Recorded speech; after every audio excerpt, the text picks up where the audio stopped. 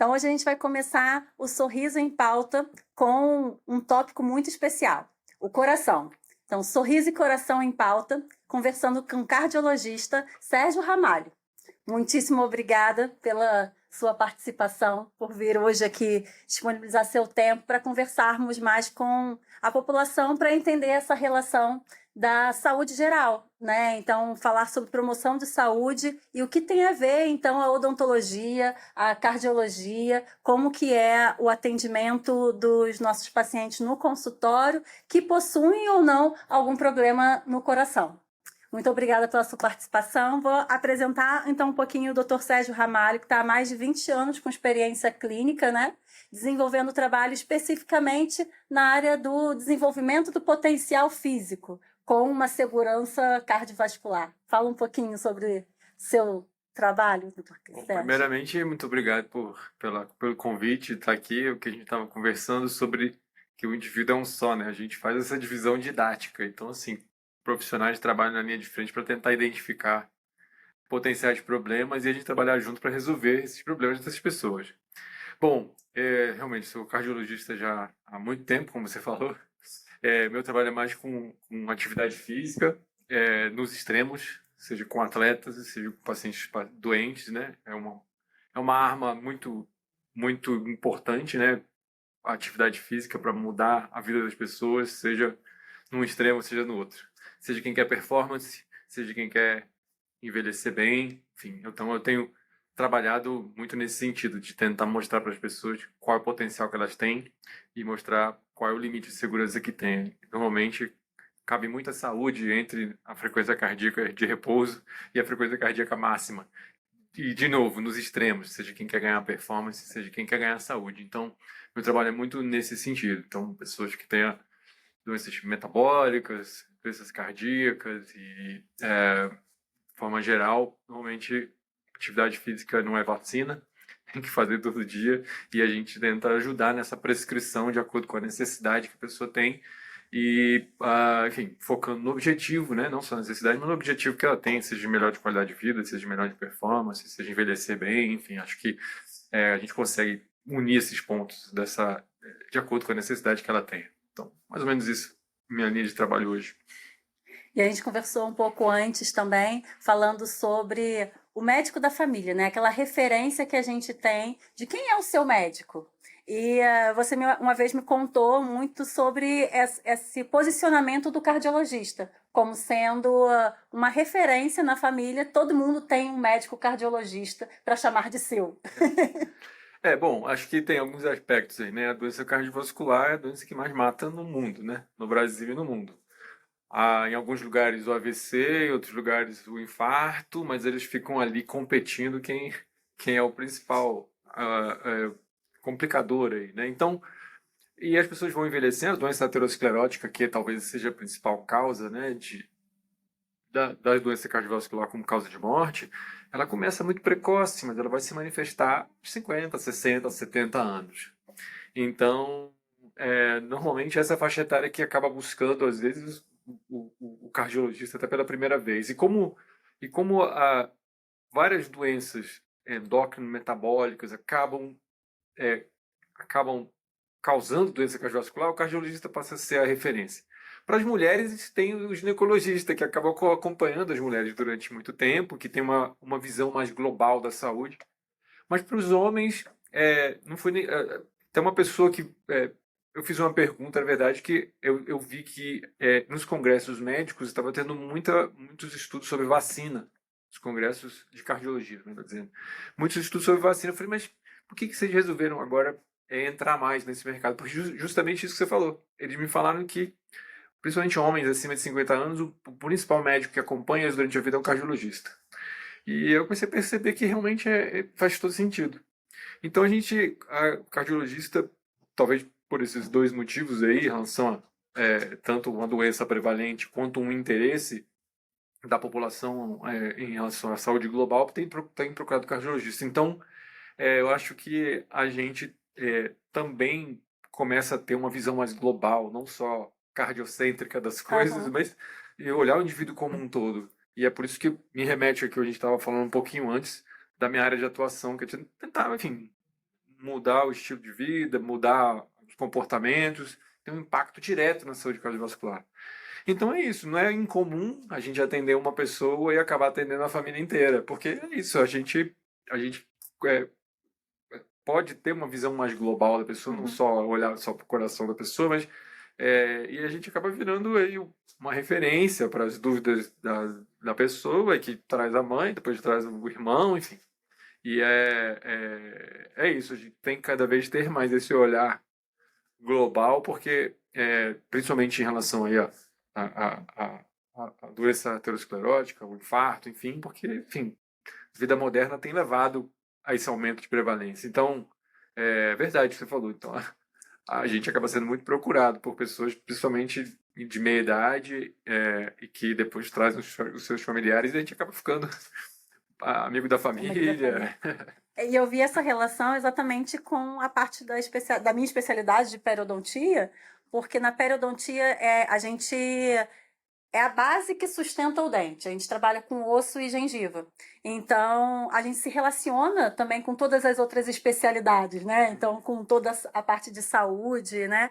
E isso faz com que a gente tenha uma comunicação muito grande com os outros profissionais da parte odontológica mesmo, das outras especialidades, e a gente vira um pouco de maestro ali, de coordenar um pouco como que vai ser o planejamento completo do indivíduo, né? Então, esse planejamento completo acabou sendo uma função muito assumida pelo periodontista. Então, hoje em dia, quando as pessoas perguntam quem é o seu dentista, muitas vezes vem agora esse especialista, o periodontista, né? Então, eu fiz essa ligação aí com a parte da cardiologia, pensando muito nisso. Somos duas referências, assim, né, de profissionais que perguntam sobre os pacientes acabam perguntando sobre outras áreas, né? E a gente, obviamente, por ter essa visão global, consegue, né, dar um norte para o paciente em qual outra especialidade, o que pode ser, quais são suas conexões, interrelações, e isso faz a gente também ter essa conexão do corpo inteiro. Então, a gente vai começar aí com algumas perguntas que... Pode falar. Só para te complementar, de fato, às vezes...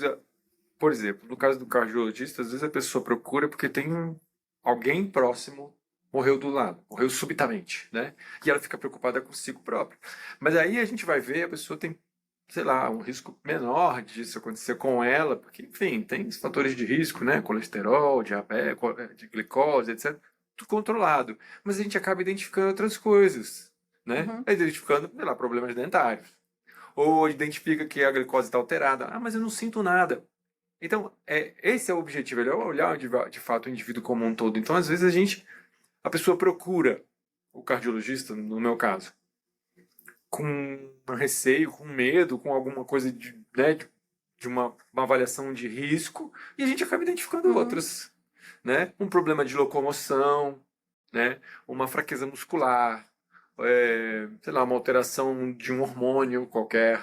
Então, a gente tem que ter esse olhar, porque é oportunidade. Quer dizer, o indivíduo sai da casa dele com uma preocupação e, na verdade, ele tem que entender que aquela preocupação pode não ser tão relevante, mas existem outras coisas que são, e ele não sente nada. Então, tem muito esse papel também de identificar e convencer e priorizar os problemas, né? Então, uma triagem ali desses pacientes, né? A gente tem que ter esse olhar. O rastreamento de quem são os pacientes com maior probabilidade e pensar de prevenção. Exatamente, né? Exatamente. E aí isso vem muito na questão do meu consultório, o paciente chega e tem um monte de perguntas da anamnese. Então, o paciente, a gente pergunta, tem algum problema de saúde? Quais são? Então, a gente vai relatando, assim, problema renal, problemas endócrinos, cardiológicos. E aí a resposta é sempre ou sim ou não. E tem a resposta também que pode ser não sei. Não. Que muita gente não sei, assim, não tenho nenhum sintoma, como você falou, né? Então, assim, não sinto nada, acho que não tem nenhum problema. E aí, para essa resposta ser mais assertiva, ali, saber se realmente tem ou não tem um problema, a gente queria saber, então, como orientar esses nossos pacientes a procurar o cardiologista, em que momento, em que fase da vida, como você falou, procura muito com 50 anos, mas é a melhor fase para procurar? Antes disso, quem realmente deve procurar? Que tipos de exame vão ser importantes para essa pessoa que está sem nenhum sinal, né, sem nenhum sintoma? Ótima pergunta, né? Acho que essa é a pergunta de US$ 1 milhão. A gente nunca vai saber exatamente, mas assim, fato é, sempre que tiver um sintoma, né, relacionado ao coração, dor no peito, falta de ar, o pé inchado, é, uma intolerância a fazer alguma atividade que, além do repouso, vai subir um lance de escada, sentir alguma coisa, isso não tenha dúvida, né? Você não tenha dúvida que é o motivo principal de procura. Em relação a identificar risco, evidentemente, quem tem história na família, né, principalmente parentes de primeiro grau, pai, mãe, irmãos, que tiveram doença cardiovascular, principalmente doença precoce. Né? Tipo, não, meu pai teve infarto com 40 anos. Isso é um sinal de alerta para que a pessoa possa ter o seu risco avaliado. Né? Então, isso também. É, outras doenças que levam a doença cardiovascular. Por exemplo, se a pessoa tem diabetes, ou histórias na família de que alguém que tem diabetes. Por quê? Porque o diabetes aumenta muito a chance de ter doença cardiovascular, né? Que é uma coisa muito comum. Você falou, por exemplo, renal crônico também, acaba que os vasos sanguíneos sofrem mais, então tem que ter uma avaliação cardiovascular. Então, eu também sugiro, principalmente quem vai começar a fazer uma atividade física, quer saber seus limites, por exemplo, quer saber qual é o seu nível de quanto de atividade que eu posso fazer. Às vezes, no repouso, algumas doenças não se manifestam, mas quando a gente estressa o coração, o pulmão, o músculo ao mesmo tempo, esses sintomas podem se manifestar. Se isso se manifesta também durante uma atividade física, é fundamental procurar. Né? É, basicamente isso. Não, assim, história familiar, algumas doenças correlatas que podem cursar com doença do coração e dos vasos sanguíneos. Se a pessoa pretende fazer uma atividade física ou aumentar o nível de atividade, acho pertinente passar por uma avaliação, justamente para não correr um risco desnecessário. Evidente que a gente tem nossos limites também de conseguir identificar as coisas. Por isso que às vezes o acompanhamento é importante justamente para a gente ir comparando os momentos da pessoa. Então, às vezes, a gente, num diagnóstico, numa avaliação só, não consegue identificar todos os riscos, né? Então, um acompanhamento pode ser interessante também. Então, em linhas gerais, é isso. Aí, de exames, eu acho que, primeira coisa, o exame fundamental que não pode faltar é a anamnese, exame físico. Uhum. Ultimamente, a gente tem visto, né, um abuso de exames. Então, às vezes, o paciente chega 60 folhas impressas. Isso realmente é um desperdício, às vezes, né? Então, assim, a anamnese, exame físico. A partir daí, a gente vai identificar quais são as necessidades, né? Então, é importante, numa avaliação cardiovascular, a gente ver, por exemplo, quanto que está o nível de colesterol, que é uma alteração que pode acontecer de forma totalmente assintomática. Uhum. Né? E a partir do momento que você está exposto a um colesterol alto durante décadas, isso vai dar algum problema. Então, assim, é relativamente simples. Evidentemente, você tem que ver qual é a medida da sua pressão arterial. Às vezes, as pessoas chegam com 40, 50 anos e nunca mediram a pressão arterial na vida. Então, assim, é uma medida simples que tem super impacto caso tenha uma alteração e precisa ser tratada. A gente tem que ver o perfil metabólico, como é que está a glicemia dessa pessoa, como é que está o controle de peso dessa pessoa, muito importante. Outras coisas que a gente costuma ver também, consumo de álcool, né? Muito álcool está relacionado com aumento de doença cardiovascular. Tabagismo, evidentemente, motivos óbvios, por vários aspectos, né? Qualidade do sono, que também a gente sabe muitas vezes. Veja que até agora a gente não pediu exame nenhum, exceto glicose e colesterol. Então, tem muitos dados da história, somente da história por si só, que impactam na avaliação do risco, não só exames complementares. A partir desse global, a gente parte para os exames. Né?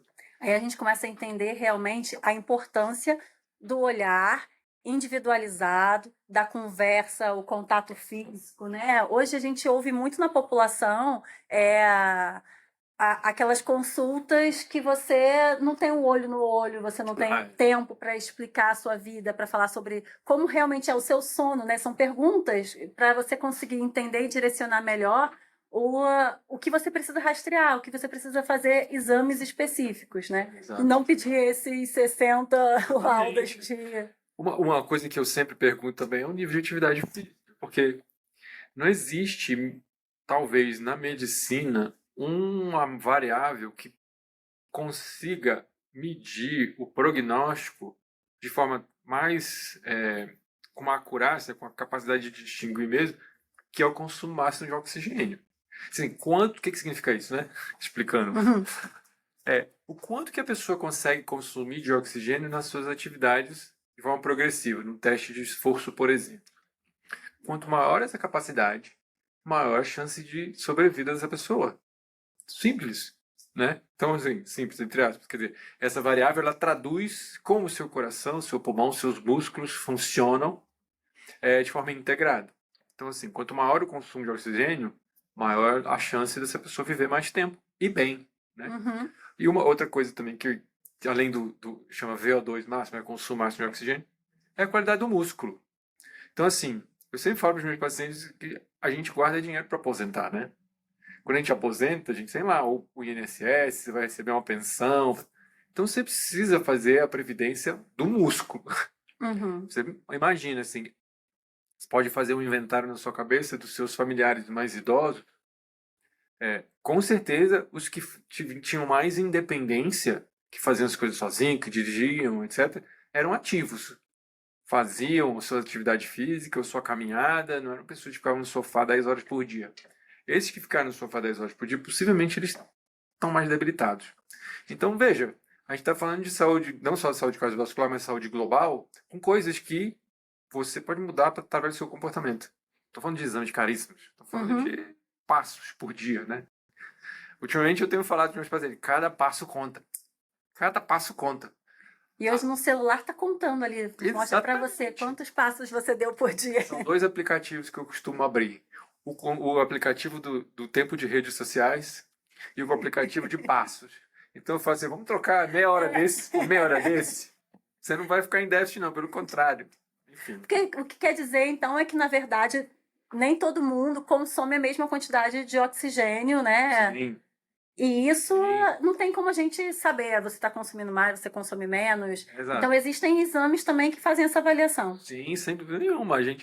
Aí tem não só exames, mas assim, até desempenhos. A gente pode medir o desempenho da pessoa em determinadas atividades, né? E a gente tem faixas. Existe uma forma de medir o consumo de oxigênio de forma mais direta, tem. Mas existem formas de a gente medir a funcionalidade da pessoa, nas independências do dia a dia. Existem, às vezes, exames simples, a pessoa ficar em pé num pé só. Quanto tempo a pessoa consegue ficar de pé num pé só? Uhum. Ou a pessoa senta no chão e levanta. Quantos apoios a pessoa põe para poder levantar? Quanto menos apoio, mais saudável ela é. Enfim, sabe, tem coisas do dia a dia que a gente precisa usar. Né? Fazer uma ressonância Equipamentos. magnética de 7 Tesla. Não, não, não, não. Dá para você fazer isso. Uma coisa interessante em relação a esses procedimentos de triagem é que às vezes as pessoas vão buscando um viés de confirmação. Tipo assim, ah, não, tá tudo bem, então tá tudo bem. Mas a gente tem que tentar falar para as pessoas também que, assim, quando busca uma avaliação, ela tem que estar com a cabeça de querer também mudar alguma coisa que não está no eixo, né? E não buscar alguém que fala que está tudo bem para confirmar que está tudo bem e não está, né? Tipo, isso, às vezes a gente observa isso também. Então, assim, quando se procura uma consulta para esse tipo de avaliação e tudo, é muito importante entender que algumas coisas podem ser melhoradas e, de repente, se comprometer a mudá-las. Esse que é É aquela palavrinha do potencial, né? exatamente. O seu Quanto que você quer potencial. desenvolver, né? Uhum. Eu acho que esse que é o mais difícil, porque toda informação não muda a conduta, né? Uhum. As pessoas estão cansadas de saber atividade física, Aham. alimentação. Parece até um clichê, uma chatice. Ah, lá vem de falar dessa chatice de novo.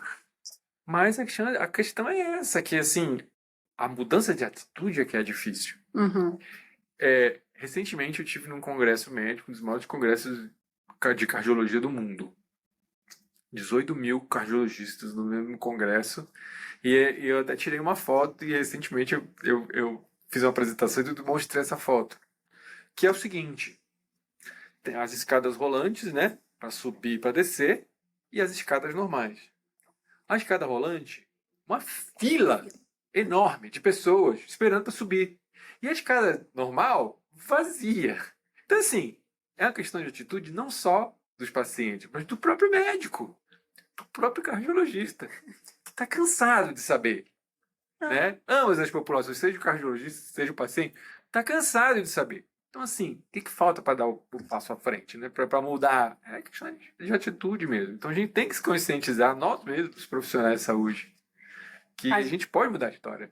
A gente pode, mas tem que querer. Exato. Esse seu potencial, todo mundo tem potencial para melhorar, né? Mesmo que você não tenha um problema ali de saúde, mas você tem como melhorar pensando nessa qualidade de vida, na longevidade. Acho que a mudança de hábito, hoje a gente vê muito. Eu estou na faixa aqui dos 40 anos, então eu recebo muitas informações sobre essa fase.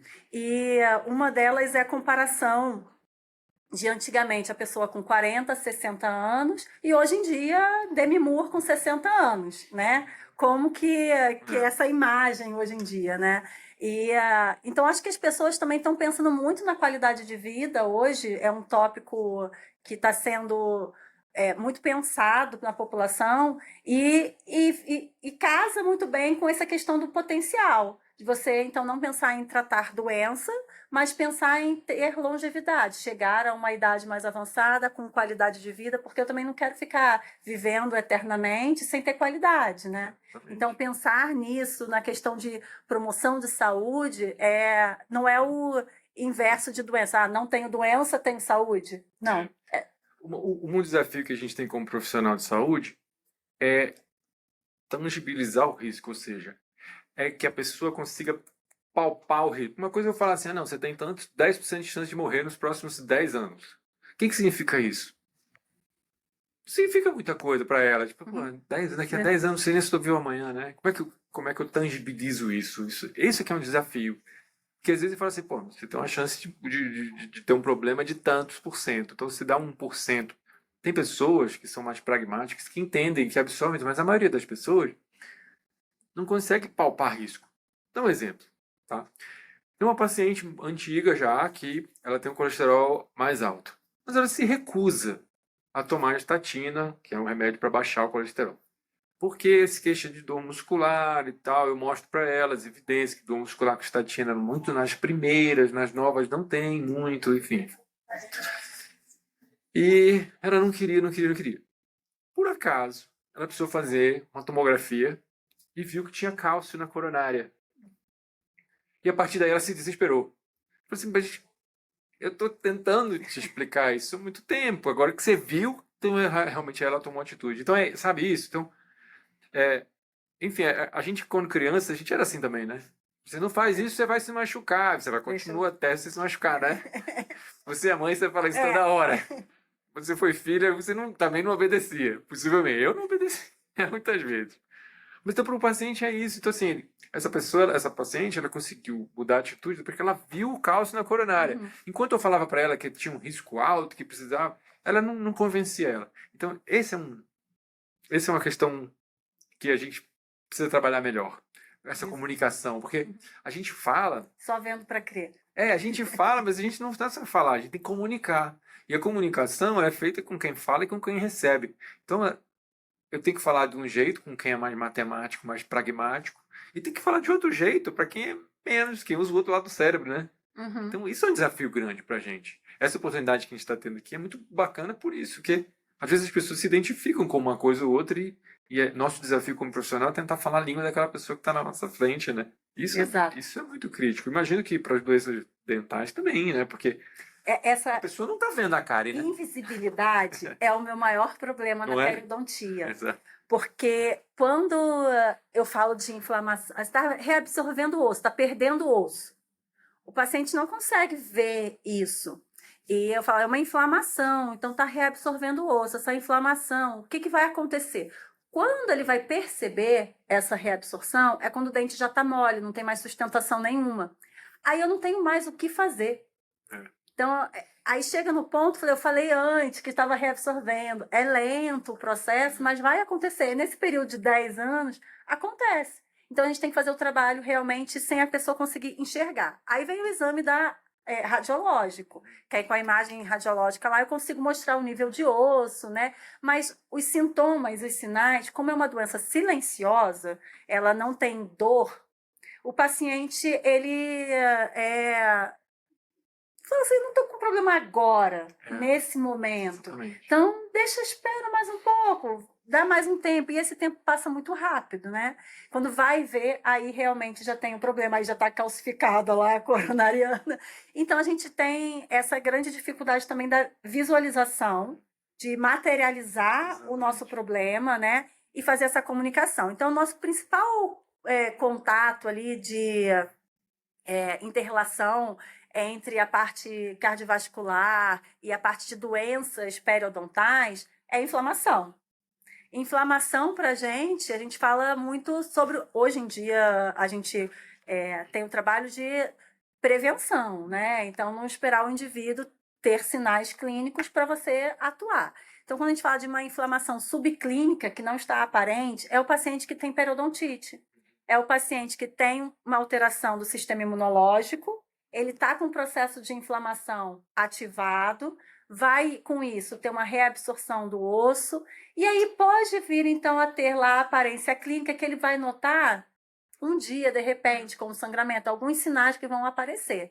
Mas aquilo é um processo que está acontecendo nesse indivíduo e que ele não consegue sempre enxergar, que é dentro da boca, né? É difícil o acesso. Então, como eu mostro isso? Aí você falou dessa imagem, a gente usa muito na imagem em congressos e tal, e para falar com o paciente no consultório, que geralmente, se a gente pegar a lesão de gengiva, que é a parte da gengiva voltada para o dente, que a gente não enxerga. Então, essa gengiva que está virada para dentro do dente. Se pegar cada pedacinho ali e juntar, fica do tamanho da palma da mão.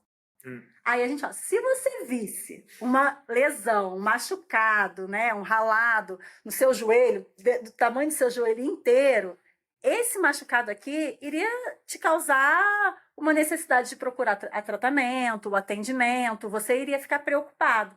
Mas como a gente não enxerga isso, aí você, eu não estou vendo. Se os olhos não veem, o coração não sente. Exatamente. Então, a gente tem realmente também essa grande dificuldade de mostrar para o paciente isso.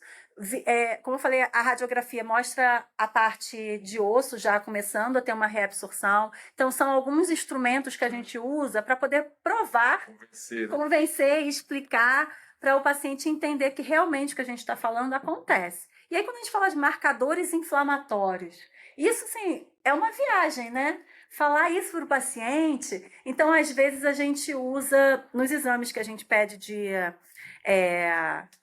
atendimento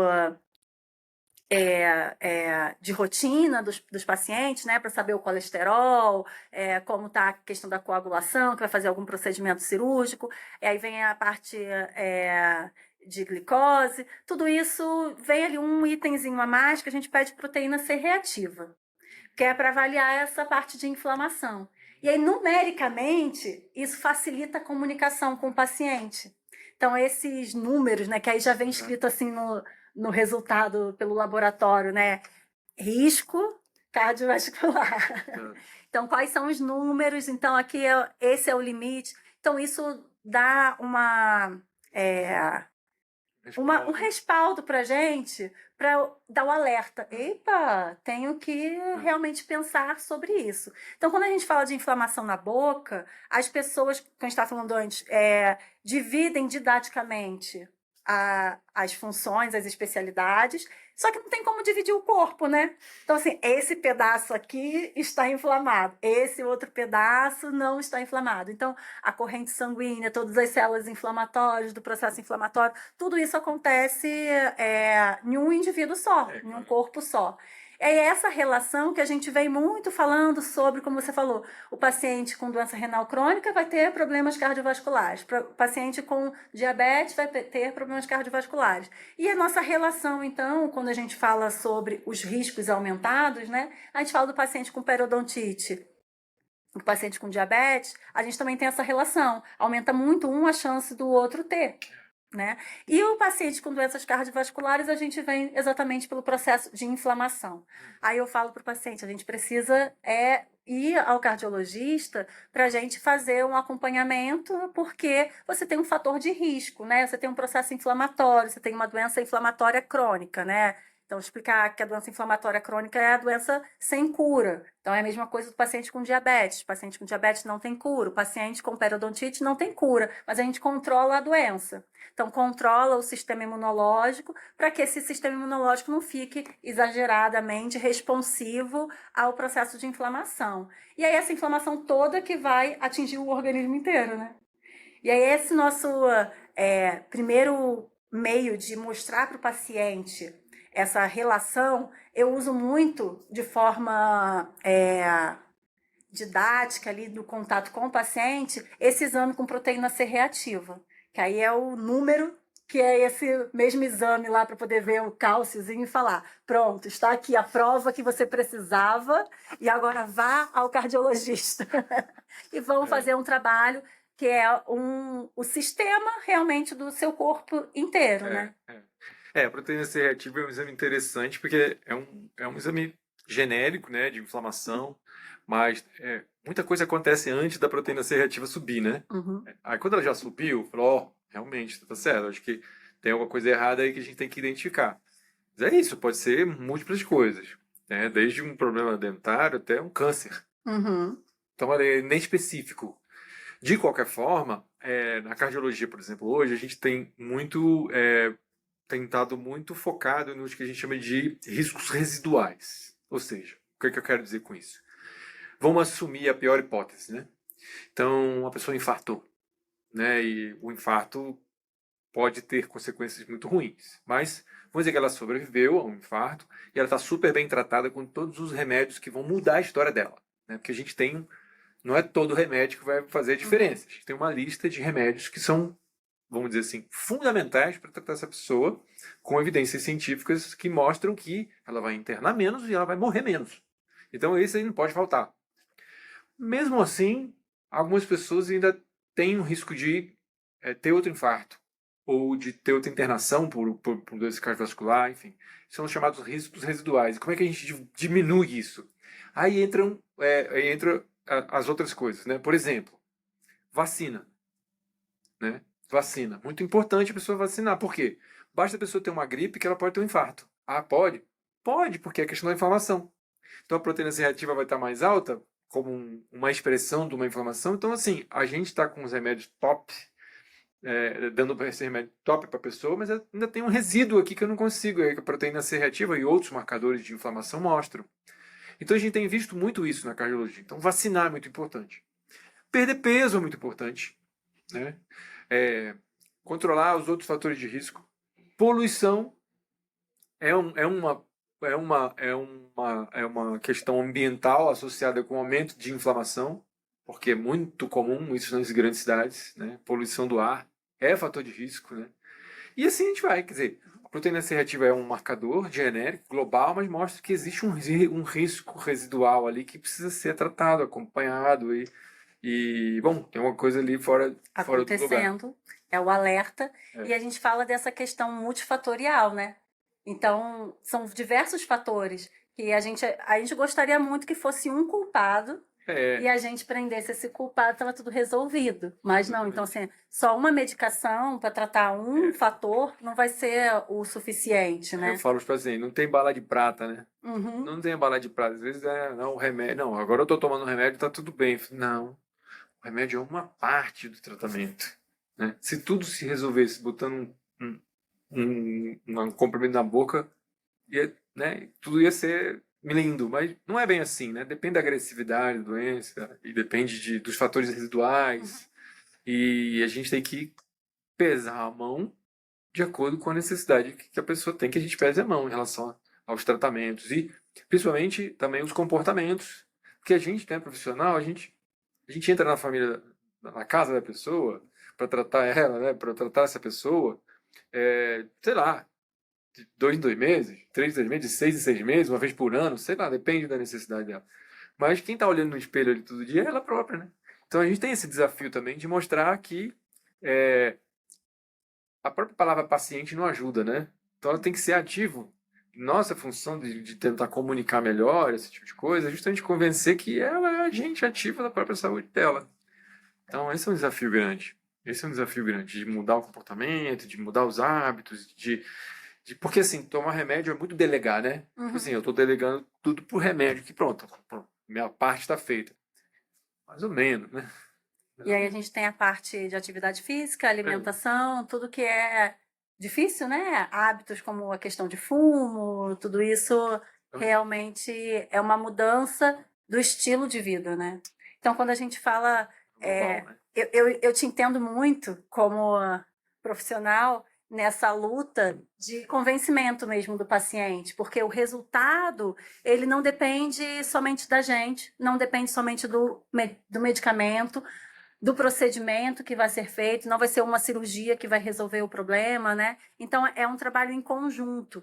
Então, a importância do paciente compreender isso e querer fazer isso também, né? A gente não vai conseguir fazer sozinho. E como que o nosso grande papel nessa comunicação, de como convencê-lo. Isso tem sido, na minha carreira, um dos meus maiores desafios. Mostrar o invisível É isso aí. convencer que a saúde da boca não faz parte só da boca, é o indivíduo inteiro e que ele tem que mudar o estilo de vida dele. Então, quando eu falo para ele que o processo dele, a doença dele é uma doença inflamatória, multifatorial, e que o nosso tratamento inclui a dieta, a atividade física, que ele pode ter uma relação com outras doenças, né, em outra parte do corpo. Parece, é tão esquisito ouvir isso do dentista. Eu falei, gente, faz só o procedimento que tinha que ser feito aqui nesse dente, gente. Está falando um monte de coisa. E aí o resultado disso também não é imediato, porque quando eu tenho na especialidade da odontologia a parte de restauração de um dente, então o paciente vê muito nas redes sociais, lentes de contato, né? Então, colocou, o paciente viu, falou, viu o antes e o depois. E o antes e depois do resultado de um tratamento periodontal não tem essa visão, não tem essa visibilidade, também do jeito que não tem da doença. Você não vê a doença, não vê o resultado positivo. Aí eu falo, tá ótimo, está super bem controlada a doença. Eu falei, o quê? O paciente, olha, mas onde? O que está acontecendo? Tô vendo, né? Eu não estou vendo isso. Então, essa percepção, a gente hoje trabalha muito mais com a qualidade de vida, de ter, então, ao longo prazo, o paciente entendendo o quanto realmente ele teve de melhora por outros dados. Então, a gengiva que às vezes ficava com uma coceira maior, um incômodo, um sangramento, e que mais vezes ele precisava usar antibiótico porque ficava com abscesso. Então, essas constâncias, né, de uso de medicação que não tem mais.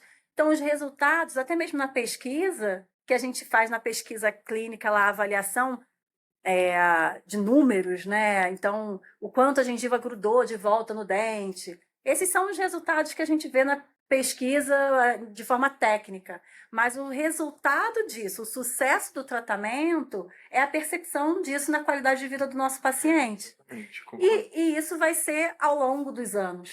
E esse também é o nosso desafio, né? Porque assim, a gente sabe muita coisa em relação à evidência científica, porque você tem lá um ensaio clínico randomizado com a droga X, que foi feito em 100 mil pessoas. Pô, a gente sabe a efetividade da droga X, né? A eficácia da droga X. A efetividade, que é pegar aquilo ali e transformar a vida real, é que tem uma variabilidade grande. Porque, senão assim, senão a pessoa ia lá, olhava no Google o resultado do ensaio clínico e se tratava, né? Então, traduzir aquele resultado para a vida da pessoa é que é nosso papel, é nossa função. Então, eu acho que, de novo, a gente volta ao que a gente estava falando em relação a mostrar o que eles não veem, a pessoa não vê, tentar convencer que ela é parte ativa e tudo mais. Esse é um desafio de todos os dias, na verdade. Todos os dias.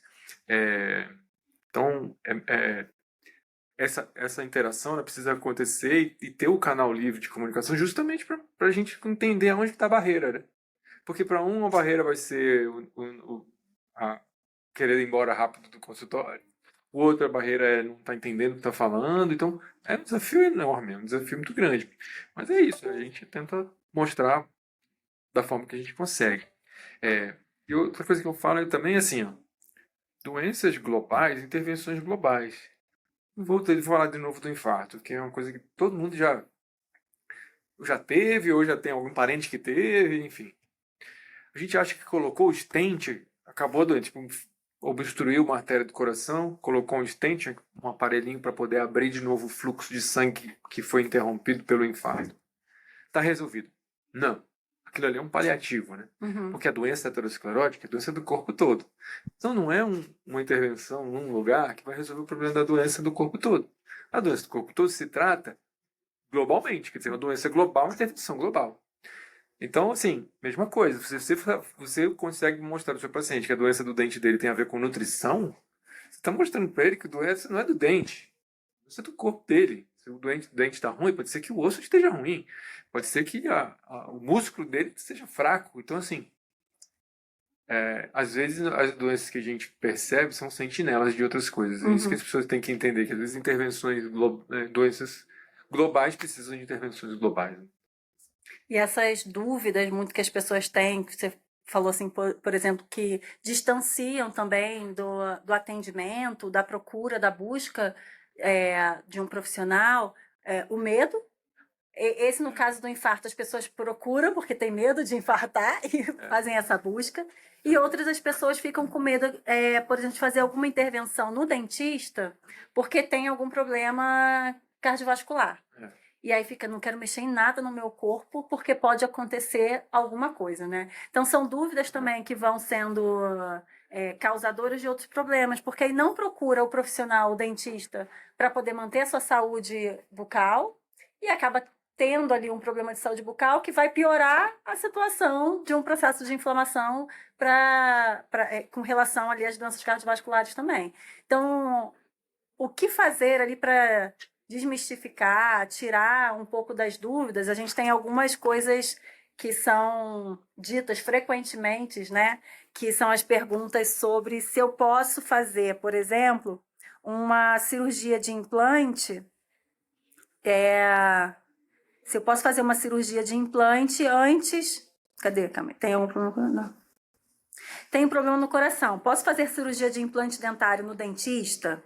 Então, todo mundo que tem algum problema, que hoje tem aumentado muito os casos de pacientes com trombose, né? E fazem usos de medicação e resolvem interromper por conta própria o uso para realizar um procedimento odontológico. Então, são os mais frequentes, né, que a gente encontra no dia a dia do consultório odontológico, nessa relação que a gente precisa conversar com o cardiologista para ter ali um parecer, para ter uma instrução desse paciente de qual é a conduta a ser realizada para tranquilizar ele, como realizar esse procedimento com segurança. São perguntas bem importantes, na verdade. Porque, assim, acho que ajuda o diálogo, evidentemente, porque se o paciente chega e fala, tem um problema no coração, o que é isso, né? Depende do problema do coração que ele tem. Porque ele pode ter simplesmente lá uma placa de cálcio que ele viu numa tomografia que não causa nenhum problema para ele, ou ele pode ter uma válvula, uma prótese, né, metálica que pode realmente dar muito problema se ele suspender o anticoagulante. Então, assim, existem muitos extremos. Então, assim, o diálogo é muito importante para saber qual é o problema do coração que tem, né? Porque, evidentemente, as condutas vão ser diferentes. Eu gostaria de, quando manda o paciente uma solicitação de pré-operatório, de risco cirúrgico, muitas vezes, de dar detalhes do que vai ser feito. Porque isso também implica em a gente ajustar o que pode, o que não pode, o que vale a pena e o que não vale. Por isso que eu acho que esse diálogo é muito importante. Às vezes vem lá um papel, solicita o risco cirúrgico. Não fala para quê, qual é o procedimento, qual a anestesia que vai usar, se vai ser geral, se vai ser local, quanto tempo desprevisto. Tudo isso ajuda a gente a prever, né? Então, assim, obviamente a gente tem que ver em relação a qual que é o risco daquela pessoa. Evidentemente, quanto maior for o risco, maior a necessidade de monitorização. Não é que a cirurgia esteja contraindicada. No meu papel não é contraindicar a cirurgia nenhuma que você indicou. Se você indicou a cirurgia, eu vou ter que me virar para tentar deixar aquele paciente no melhor momento possível. A gente pode chegar à conclusão junto que operar pode fazer mais mal do que bem. Então, por isso que a gente precisa conversar. Esse diálogo precisa acontecer. Por exemplo, paciente que infartou, que tem um stent, é muito difícil eu tirar, por exemplo, a aspirina dele, o ácido acetil salicílico que ele precisa para o resto da vida dele. Então, por exemplo, alguns procedimentos já são feitos usando ácido acetil salicílico. A gente aceita o risco potencial de um sangramento um pouco maior em relação a um benefício da não suspensão. Se eu suspender, é o que eu brinco falando para os pacientes, quer dizer, eu vou orbitar no lado escuro da Lua. Tipo, eu perco a comunicação com a base durante um tempo, eu não sei o que pode acontecer. Uhum. Então, tem paciente que, tudo bem, eu aceito esse risco. Tem outros que falam assim, não quero correr risco algum. Então, depende do quanto de risco também a pessoa quer. Então, cabe a nós sermos sinceros com eles, mostrar e falar, olha, tem um risco que a gente não consegue calcular, mas assim, eu tento mitigar isso aumentando o meu nível de monitoramento, aumentando o meu limiar aí de sangramento, ou tentando fazer um procedimento, por exemplo, do seu lado. Não, vamos tentar fazer então um minimamente invasivo, em partes. Uhum. Não, vou fazer, sei lá, 32 implantes. Como é que eu vou aceitar, né? Como é que vai ser possível fazer isso sem tirar o anticoagulante, por exemplo, né? O antiagregante plaquetário. Então, é um espectro, não é binário, né? Não é sim ou não. Eu trouxe, às vezes é uma complexidade maior que a gente só consegue conversando, né? Por isso, essa grande importância do que a gente volta sempre no primeiro tópico, que é o tratamento individualizado, personalizado, né? Então, ver o paciente naquele momento, quais são os procedimentos que devem ser realizados de forma mais imediata, o que pode ser feito parceladamente ali, né? Então, resumidamente, a gente não tem um protocolo igual para todo mundo, né? Não tem uma receita sempre definida, cada paciente. Exato, a gente tem as estratégias, cabe a gente escolher qual a melhor estratégia que está na mesa, existe, né? Tirar, não tirar. Né? Fazer ou não fazer. Fazer no hospital, fazer com anestesia geral no centro cirúrgico, fazer no consultório. Quer dizer, a gente tem isso tudo. Agora, escolher qual é a melhor alternativa vai depender da pessoa, da necessidade, de quanto que a gente pode aceitar de risco, né? Enfim. Então, às vezes a gente precisa conversar, a gente precisa traçar essa estratégia juntos, né? Muitas vezes o que acontece quando a gente fala assim, eu preciso conversar com o seu cardiologista para a gente fazer esse planejamento. E isso às vezes assusta o paciente, porque aí ele começa a achar que o procedimento é algo arriscado.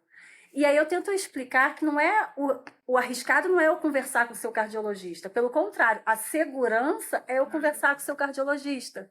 Então, para a gente ter um procedimento que, quando ele pensa assim, se ela não quer nem falar com o meu cardiologista, é porque é algo simples. Mas em um paciente que está fazendo uso de uma medicação, de um anticoagulante, do AS, o paciente que infartou, todos esses pacientes eles vão ter algum grau de risco, né? Então, isso é muito mais seguro a gente solicitar uma conversa para explicar todo. E essa conversa entre os profissionais, hoje o meio de comunicação facilitou muito, porque antigamente a gente mandava aquela carta, né? E aí aquele envio de carta que a gente explicava para o paciente levava a cartinha, e aí para o outro profissional, que não é da área, como você falou assim, entender o que é o procedimento que eu vou fazer. Então, assim, e quanto de tecido, qual é a extensão disso, né? A comorbidade desse procedimento vai ser qual? Para você também conseguir entender qual é o risco desse paciente, né? Então, essa comunicação hoje, que não passa mais pelo paciente levar para o outro profissional, isso facilitou muito dentre os profissionais. Então, quando eu falo, me passa o telefone de contato do seu cardiologista, aí eu já tenho que explicar que é para a sua segurança, para o seu melhor, para a gente entender melhor, porque senão você não vai passar a informação da forma mais correta, realmente pelo entendimento, né? Porque senão fica aquele telefone sem fio. Eu explico uma coisa para o paciente que não é tecnicamente, ele não está acostumado, aí ele vai passar para o outro profissional e aí fica aquela informação desentendida e confusa. Assim, importante deixar claro que muitas vezes os procedimentos não são meramente estéticos, né? São necessários. Imagina que, sei lá, o dente está infectado, está com abscesso. Se você não operar, isso aquilo ali ele pode piorar, inclusive a saúde do coração. Então você tem que traçar a estratégia para tentar mitigar ao máximo os riscos e as complicações.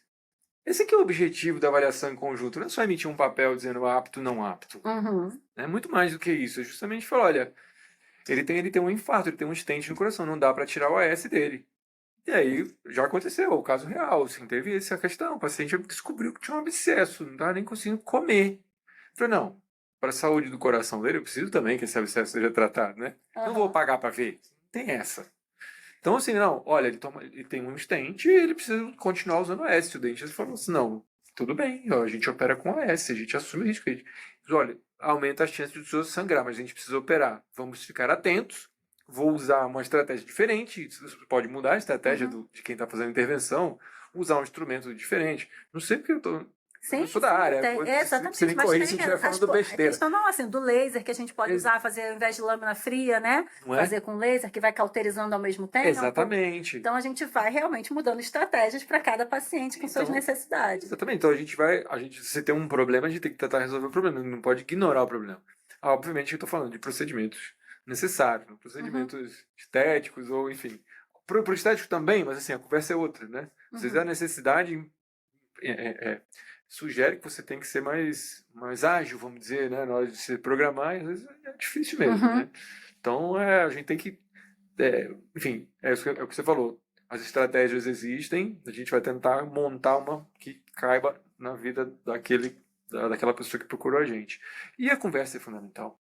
É, eu coloco sempre meu telefone à disposição, porque às vezes surge uma dúvida que não está escrita num pré-operatório Uhum. qualquer, né? Eu boto meu telefone lá porque, olha, eu vou usar a técnica tal, que consiste em, sei lá, X, Y procedimento. Você acha que tem algum problema em relação ao coração? Isso aí às vezes não está escrito, mas a gente pode conversar e facilita muito. Porque eu também não sou dentista, eu não sei qual é a técnica, né? E vice-versa. Qual que é a doença que ele tem que pode atrapalhar, enfim. Eu acho que essa conversa é muito importante para a gente justamente saber. Ah, suspende ou não suspende? O cara que tem uma válvula metálica no coração, não dá para suspender o anticoagulante dele.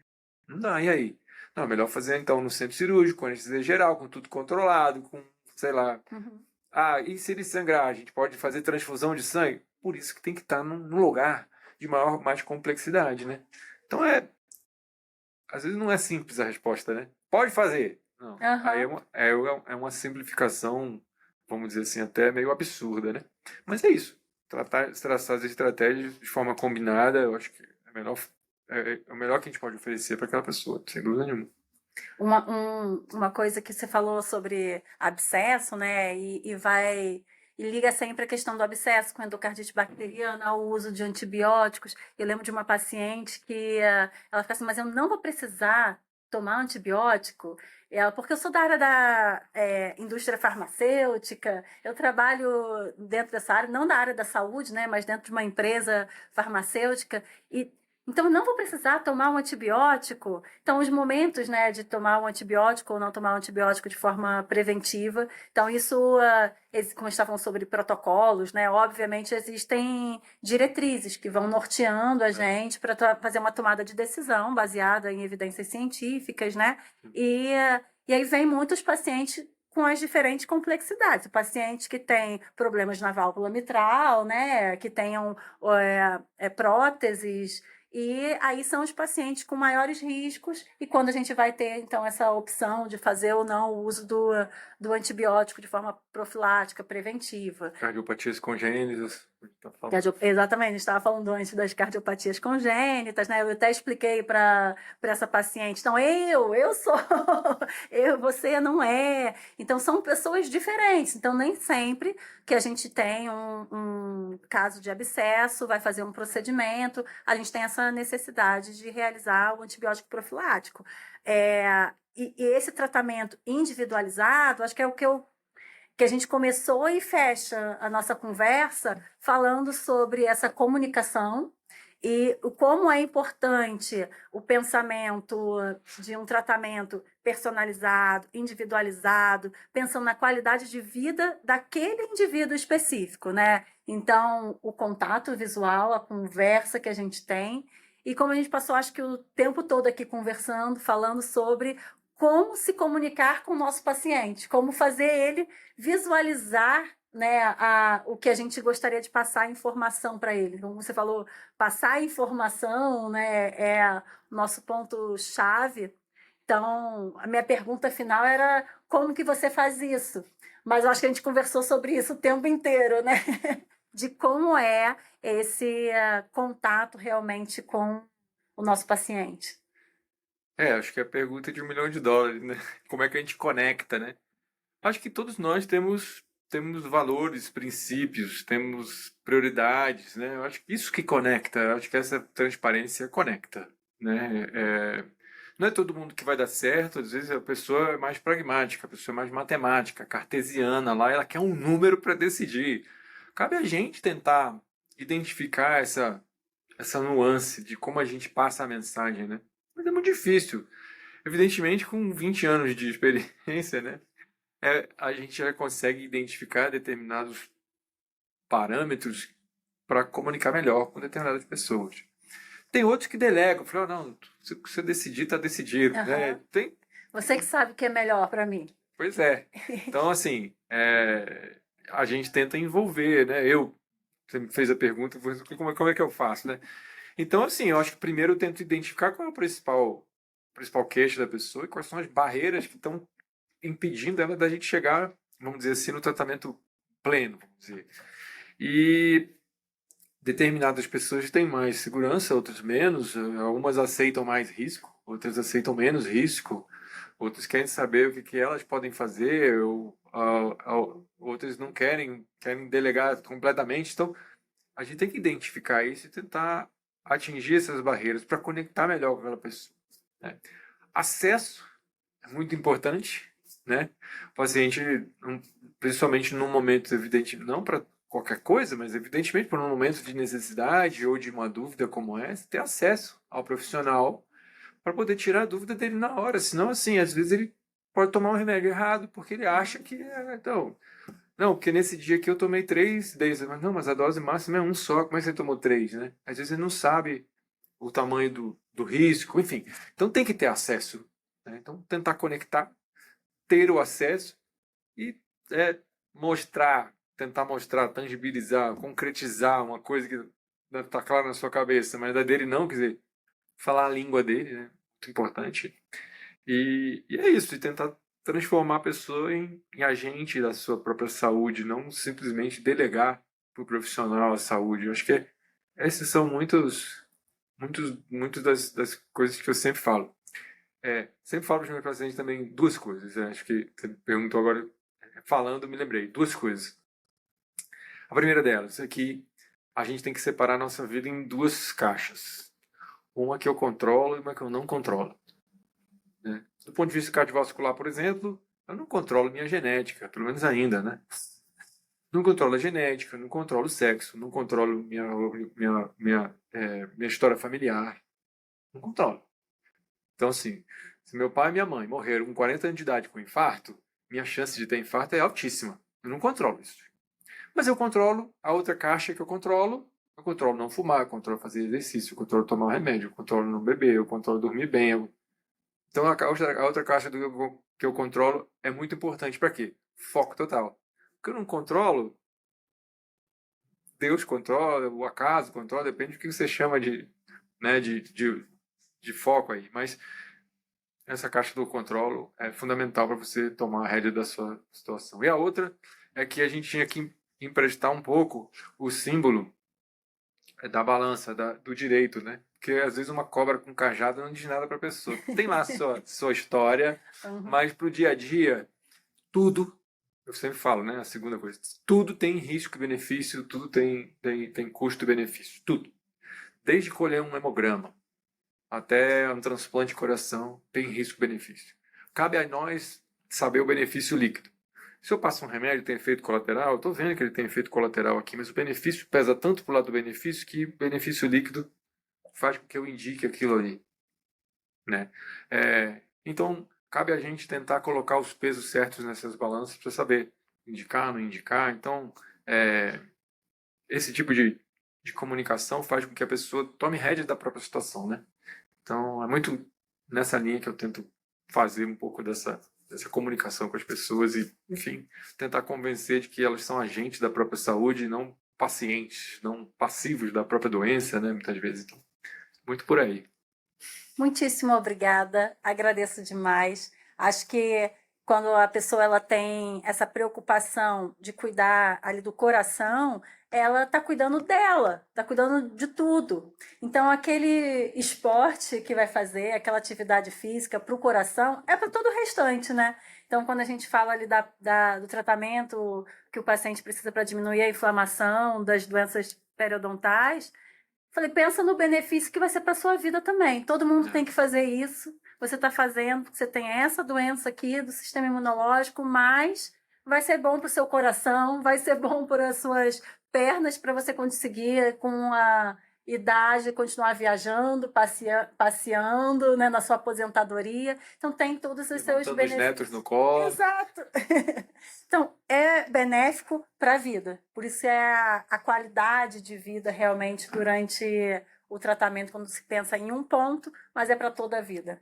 Muitíssimo obrigada pela sua presença, por todas as suas informações. E vou deixar aqui também as informações das redes sociais, a informação também dos seus dados lá profissionais em relação ao site. Então, quem tiver mais interesse em conhecer um pouco mais sobre o seu dia a dia, no desenvolvimento do potencial que a gente tem. Eu te sigo lá nas redes sociais, no Instagram, te vi lá no congresso também, e vejo muito sobre os exames que são realizados, a consulta, essas informações, né, de o quanto isso potencializa para a gente o nosso desenvolvimento, pensando mesmo na longevidade. Então, independente ali, como você falou, dos dois extremos.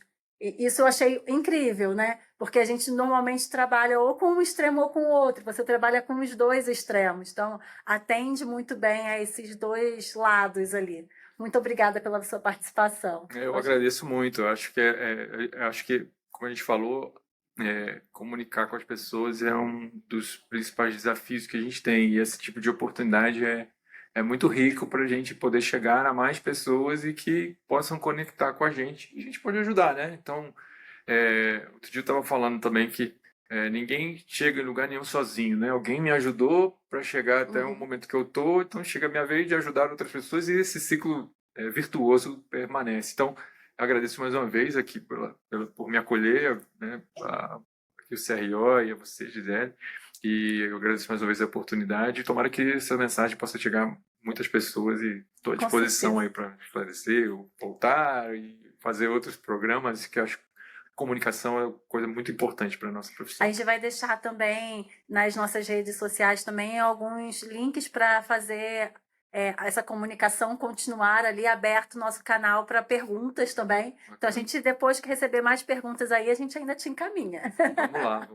Obrigado. Obrigada.